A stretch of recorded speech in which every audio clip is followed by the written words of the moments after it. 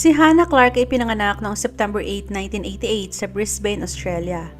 Ang kanyang ama ay si Lloyd at ang kanyang ina naman ay si Susanna. Noong high school, si Hannah ay naging atleta ito at nasa trampoline team. Pagkatapos ng graduation ay nakahanap ng trabaho si Hannah bilang isang guro sa isang police and community youth club.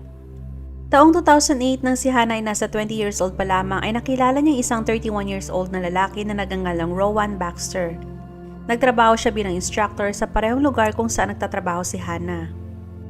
Ipinanganak si Rowan noong May 9, 1977 sa New Zealand. Kasal si Rowan nung nakilala niya si Hannah at may isang anak na lalaki. Ang pamilya Baxter lumipat mula sa New Zealand patungong Australia noong 2007. Minamaltrato at pinagbabantaan ni Rowan ang kanyang dating asawa. Gusto man niyang iwanan ito ngunit natatakot ito sa kanya. Noong naging magkarelasyon sina Hannah at Rowan ay nagpasya si Rowan na hiwalayan ang kanyang asawa. Lumipat sila sa isang bahay sa Brisbane. Nagtrabaho si Rowan bilang isang salesperson para sa isang pharmaceutical company, samantalang nagtrabaho naman si Hannah sa isang shopping mall. Noong October 2012 ay ikinasal sina Hannah at Rowan. Si Hannah ay nagkaroon ng anak na babae na nagngangalang Aliyah noong April 10, 2013. Pagkatapos niyang manganak ay tumanggi na si Rowan na magbigay ng sustento sa kanyang dating asawa para sa kanyang anak. Nagpasya sina Rowan at Hannah na gusto nilang magbukas ng sarili nilang gym, ngunit wala silang sapat na pera kaya naghanap sila ng investors. Kabilang na doon ang mga magulang ni Hannah. Gumastos sila ng $18,000 para maumpisahan ang gym. Ngunit hindi kumita ang gym at naging tambak na rin ang kanilang bayarin sa kanilang mga bills. Madalas pa ay mga magulang na ni Hannah ang nagbabayad ng renta at iba pang gastusin. Noong March 19, 2015 ay nagkaroon ng isa pang anak si Hannah na babae na pinangalanan nilang Liana. Nagkaroon si Hannah ng kanyang ikatatlong anak na lalaki na pinangalan ng Trey noong December 4, 2016. Ang pamilya Baxter ay patuloy na nahihirapan sa pera dahil sa mahinang pagtakbo ng kanilang negosyo. Hindi rin naging magandang manager sa gym si Rowan. At madalas ay napakabastos nitong makitungo sa kanilang mga gym members at sa mga potensyal na nagpapamember sana. Noong December 2019 ay nalugi ang negosyo. Ngunit ang mag-asawa ay may utang pa rin sa mga investors ng humigit kulang $75,000. Dahil sa kasaysayan na pagmamaltrato ay nagpasya si Hannah na iwanan si Rowan. Noong December 5, 2019 ay kinuha ni Hannah ang kanyang mga anak at umalis sa bahay nila ni Rowan. Kinabukasan pumunta siya sa police station para kumuha ng domestic violence order. Sa huli ay nagpasya siyang hindi ituloy dahil sa pangamba ang pagkuha nito ay magpapagalit lamang kay Rowan. Lumipat si Hannah sa kanyang mga magulang makalipas ng ilang araw. Noong December 22, 2019 ay nakipag-ugnayan si Rowan sa isang ahensya ng gobyerno at sinubukang makakuha ng tulong pinansyal sa pagsasabing siya ang full-time na tagapag-alaga ng mga bata. Ngunit ang totoo ay si Hannah ang nag-aalaga ng tatlo nilang anak. Noong December 24 ay pinayagan ni Hannah si Rowan na bisitahin ang mga bata para sa Pasko. Binigyan niya sila ng mga gift card. Gayunpaman ay walang pera sa mga card. At huli nang nalaman na wala itong laman nung sinubukan nila itong gamitin. Noong December 26 ay kinuha ni Rowan ang kanyang anak na si Liana mula kay Hannah at tumanggi siyang ibalik ito. Kaya nagbago ang isip ni Hannah tungkol sa domestic violence order. Nakakuha siya noong December 29 at kinuha ng mga pulis ang kanyang anak na babae mula kay Rowan. Noong huling bahagi ng January 2020 ay gumawa ang mag-asawa ng custody arrangement. Si Hannah ay ang pangunahing tagapag-alaga ng mga nakakatandang anak at si Rowan naman ay kailangang magbigay ng $360 bawat buwan para sa child support. Sinabi ni Rowan sa mga kakilala na ang kanyang mga anak ay kinuha mula sa kanya at hindi siya titigil sa pakikipaglaban hanggat hindi niya nakukuha ang 50% ng mga oras ng mga ito kay Hannah. Noong January 31 matapos ihatid ni Rowan ang kanyang anak kila Hannah ay hinawakan niya umano ito sa kamay. Inakusahan siya ng domestic violence ni Hannah. Noong February 9 ay sinampahan si Rowan ng common assault, ngunit agad itong nakalabas dahil nakapagbayad ito ng bail. February 17, 2020 ay pumunta si Rowan sa isang hardware store at bumili ng gas can at zip ties. Kasunod nun ay pumunta siya sa tirahan ng kanyang tiyahin at hiniling na ihiramin ang kanyang Nissan Murano SUV sa loob ng ilang araw. February 18, 2020 ay pumunta siya sa isang gasolinahan sa umaga at nilagyan ng gasolina ang gas can na binili niya sa hardware. 3:28 ng araw na yon ay tumawag si Rowan sa Youth and Family Services at nagtatanong tungkol sa isang programa na sumusuporta sa mga lalaki. Alas 4 ng hapon ay tumawag siya sa Counseling Referral Service para sa mga lalaki na tinatawag na Men's Line at nagtanong tungkol sa plano niyang sumali sa 10th week program ng nasabing counseling.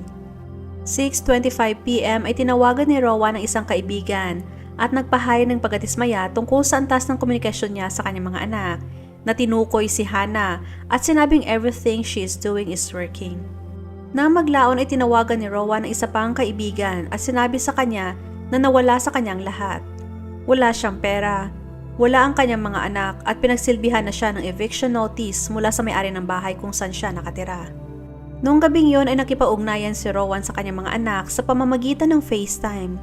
Ngunit umiyak lang siya sa halip na makipag-usap sa kanila. Kaya sinabihan ni Hannah ang mga anak na mag-hang up kung hindi siya magsasalita. February 19, 2020 ay umalis si Rowan sa kanyang bahay gamit ang sasakyan ng kanyang tiyahin, bandang 6:48 ng umaga. Pumunta siya sa isang cafe sa Camp Hill at uminom ng kape. Saka siya nagmaneho papunta sa tirahan kung saan nakatira si Hannah at ang mga bata. Si Hannah ay sakay ng kanyang Kia Sportage SUV kasama ang kanyang 3 anak. Pagpaandar niya ng sasakyan ay tumalon kaagad si Rowan sa passenger seat hawak ang gas can. Sinigawan siya ni Hannah na bumaba ng sasakyan pero sinabihan niya itong magmaneho. 8:25 ay sinigawan ni Hannah isang kapitbahay para tumawag ng pulis at sinabi na he was going to kill me. He poured gasoline on me.